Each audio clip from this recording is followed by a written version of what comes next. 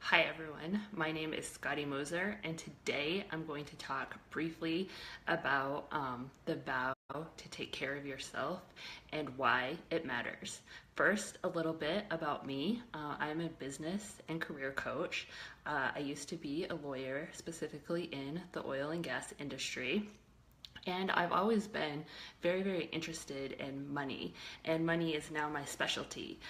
For several years there, I made quite a bit of money, and nothing really changed how I wanted it to. When I reached my income goals, it didn't give me the feelings that I had anticipated that I would feel when I made that amount of money. So, several years ago, I went on this quest to figure out why not. And I got the answers, a lot of them, not all of them. But so now I'm just sharing what I've learned in my life and the answers to my questions with the world. And one of my biggest questions was, is there more to it than working hard? Because the traditional knowledge is wisdom, is that you just bust your ass for 30 years and that's how you make money. But to me, that didn't really make sense because I can look everywhere and I can see people working hard. And some of them are doing well financially and some of them are not. And I wanted to know what the other factor was. And what I came to discover is that how much money you're making is partly determined by your actions, what you're doing, but it's predominantly determined by the mental programs, the mental apps. So I picture it in my head like an iPhone, and you have all these, when you click on your iPhone, the apps, and you're like, what in the hell is that? Your head kind of works the same way. You have all of these apps running in your head that are determining set points for how much income you're making.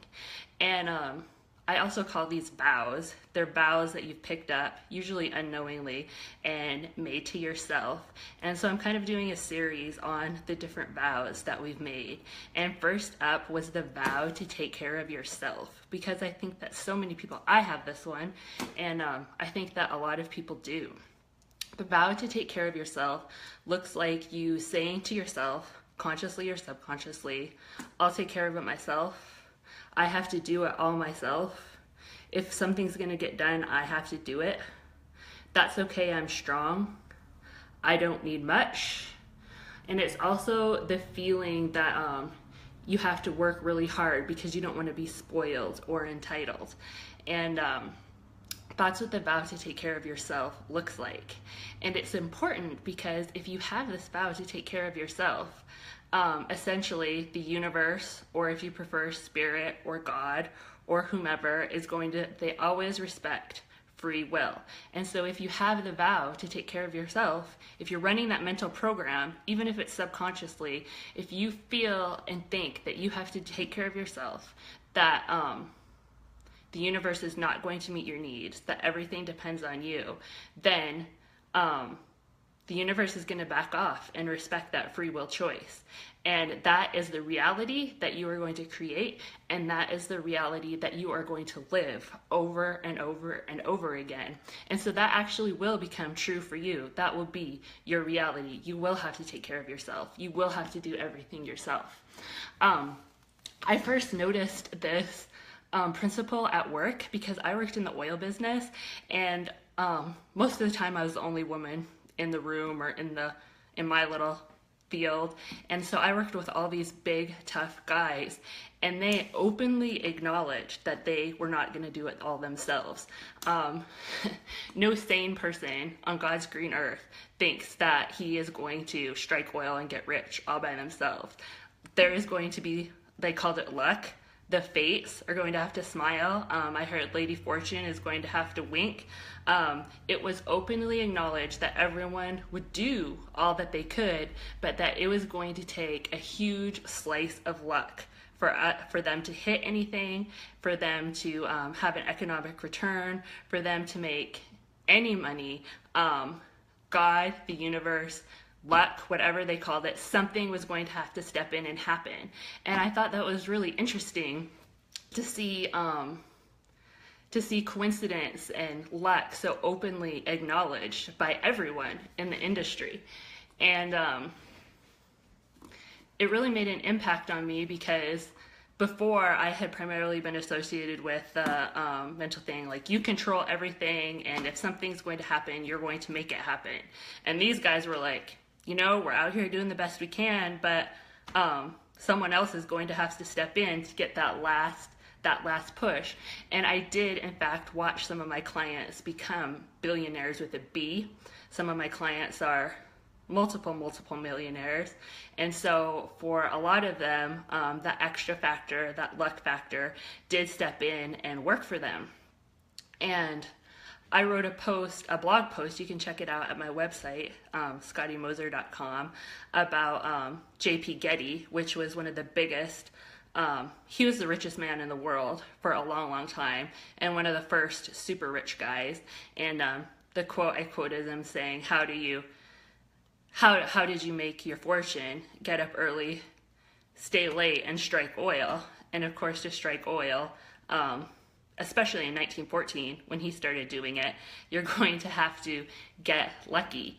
And so if you have this vow to take care of yourself, you're essentially blocking the luck factor or the God factor, the extra factor that's going to step in. Because if you're saying you're going to do it all yourself, the universe and God are going to say, okay. So how you get around this is you just stop thinking that way. You just set it down. You just are open yourself to a new way. And so the next time you start thinking that you have to do everything yourself, maybe think of something fun to say to yourself, like get up early, stay late, and strike oil. Because that just cracks the door. And all you have to do is crack the door. And you're going to start lining up with the pure positive force. And you're going to start allowing better things into your life. It's not a difficult thing to do. It's more just stop doing what you're doing type of thing. And so as you catch yourself thinking those thoughts, one way is to just picture a door opening, or picture yourself striking oil. Just picture yourself receiving that additional push, that additional help. You're not in it all by yourself. And the second thing that you can do that's really powerful is when you're thinking about what you want, then ask yourself why you want it.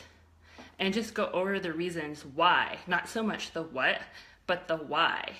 And the whys, I'll explain in a different video in a different time why this is so incredibly powerful, but essentially you want what you want to feel better. You want more money to feel safe. You want more money to buy stuff. Well, why do you want to buy stuff? Because you want to feel good about yourself. So as you go over the whys, the feelings whys are going to build, and you're going to start to feel better. And as you feel better, it's the same effect as cracking that door and letting the universe step in. So that's it. That's all I wanted to talk about in this video, is just setting down, turning off the app that says that you have to take care of yourself, and you'll stop blocking the flow in certain ways, and it opens the door for the energy to step in and help you, because you're not in it by yourself. Hi, Raylin. Thank you for watching, and check out my website, www.ScottieMoser.com, and there's lots more vows that we have running in the background of our lives, and I'll start going over them in other videos. Thanks, guys. Bye-bye.